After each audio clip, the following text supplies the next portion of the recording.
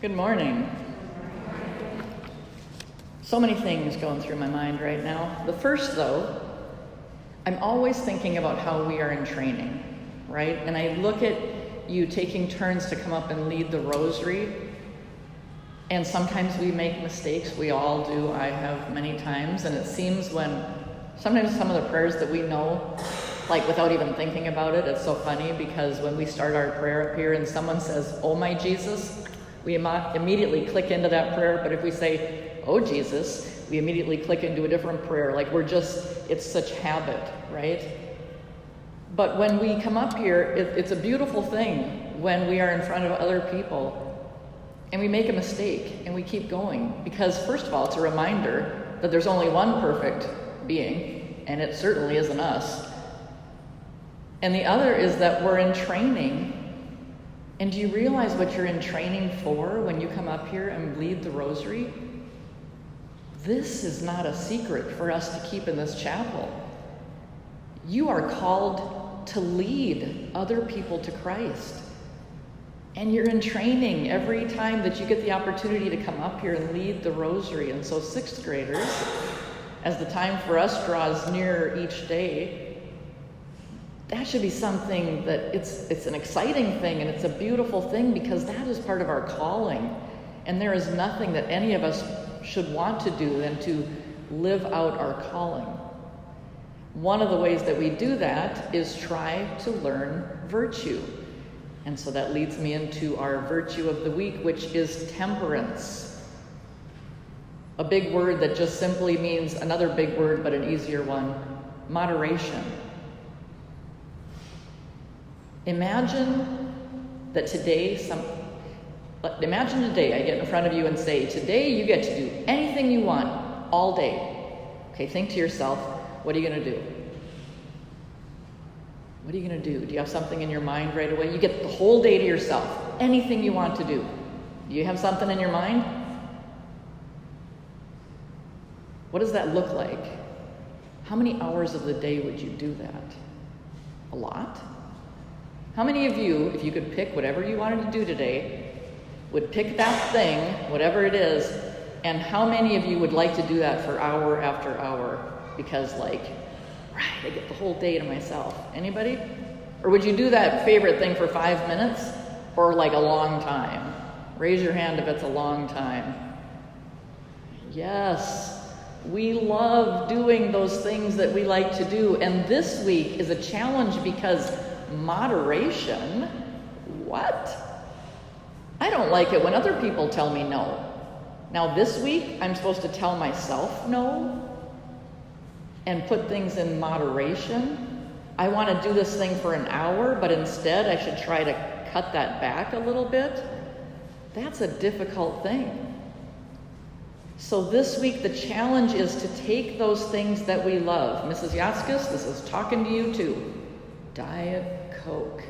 How can somebody love something that really doesn't taste very good so much?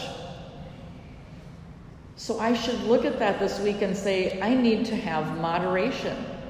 I need to look at how many cans of Diet Coke I'm drinking in a day. And I need to cut that back.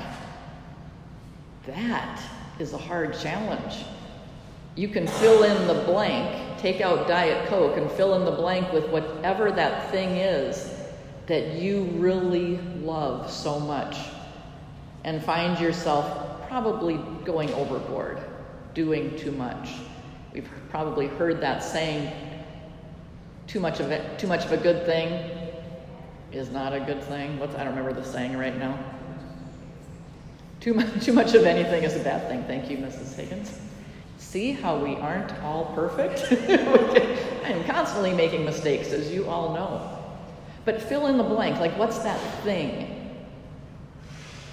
And while there's nothing inherently bad about a Diet Coke, or about playing a video game, or about watching TV shows, or whatever the thing is that you love to do, it's not necessarily a bad thing. And I think that's what makes it so hard to control ourselves. Because it's not like I'm hurting somebody. So what's the big deal, right? So I think the way we can look at it a couple of ways, and both of these are ways that I try to do for myself. If I'm going to take something away from myself, I need to replace it with something. If you have a bad habit and you try to break a bad habit, if I sit down and I'm going to have my Diet Coke and instead I have nothing, how badly am I going to want that Diet Coke? Worse than ever before. So I have to replace it with something. And I have to kind of, maybe I find something. Is water going to do it for me the first time? No. So maybe I find my Lipton tea or whatever it is that I like, and I replace it with that to give myself something else. But you know what would be an amazing way that could help not only moderate our desire, but also to train us, is to, in the midst of giving up that thing, or moderating it, to give it up completely, but maybe just moderating it, could I give an intention to it? Could I give some meaning to it? Think of the prayer intentions that you held in your heart today, or maybe shared with us. There are people in my life that I pray for desperately to come back to God. And I say to myself, I would do anything for that. And then I put myself on the spot and I say, really? What are you doing for that? Well, I asked God to fix it. No, Mrs. Yatskis, what are you doing for that? Nothing. I mean, seriously, I'm being honest with you. I ask God to fix it, and I move on with my day. What if I took that thing that I'm attached to too much, and I say, I'm going to give up my Diet Coke at noon, and what I'm going to say in my heart is, God, I give up this thing that I really want for the intention of those that I love to come back to church. Do you think it would be easier for me to give up that Diet Coke in that moment? You better believe it. I think sometimes we approach our prayer intentions like God's an ATM. Punch in, this is my intention, and we just wait for God to answer it. Now, is he relying on us? Does he rely on us to do something to require all of this? I don't think so. But is it going to hurt?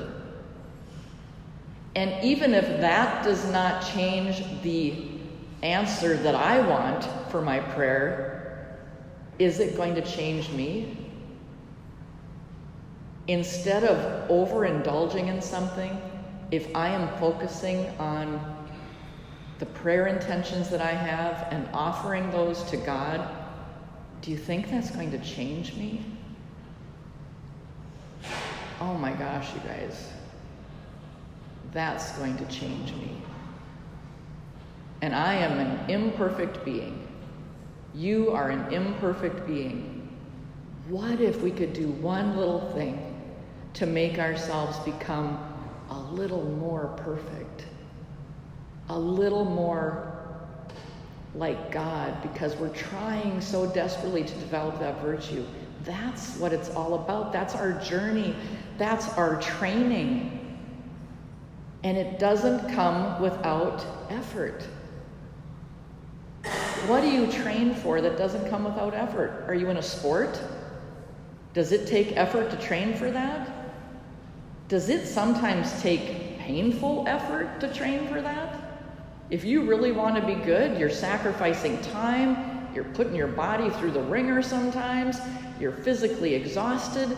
That is a lot of effort. We're willing to do that for sports, for what we think is our own enjoyment and entertainment. Sometimes I eat to the point where I am miserable.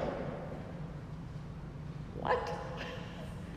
Like, I am trying to make myself happy, and instead I am suffering for it. And I will willingly do those things for the things that I want. But are we willing to take those steps for a prayer intention that we say every day? Think about all those beautiful intentions we bring to God for grandparents and parents and brothers and sisters and people that we don't even know in Ukraine and Russia. What if in this chapel we had this incredible thing going on this week and every week where we said, God, these are the things that we pray for. And we're going to give up this thing. I'm going to give up this thing in my life for that intention. God blessed us with free will. And I've heard this beautiful thing, and I probably won't remember exactly the way to say it.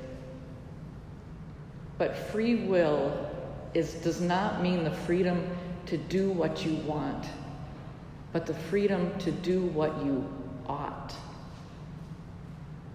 So how are we training our free will? Just to make ourselves as comfortable as possible? Just to do the thing that we love hour after hour after hour? Or are we trying to control that free will, have some sort of self-discipline, and practice the virtue of temperance? So my challenge for you and for myself this week, and I don't know if the tears are coming because I really love Diet Coke. But the challenge is find that thing that you overdo and make a plan. How are you going to cut back? Give yourself some parameters. If I do this and I say, well, I'm just going to cut back, I'll guarantee you it's not going to work. But if I give myself a specific plan, I can have one Diet Coke at lunch, I can have one Diet Coke at supper, and I'm embarrassed to say that that would be cutting back for me. So if I have that plan, when I find myself craving that thing that I want, I'm going to stop myself and I'm going to say, I am not going to have this thing that I want, and I'm going to offer it for this intention. What an amazing way to fuel our wants into focus on God. And I think if we replace our desires with our desire for God, it'll be a little bit easier. All right, have a good day.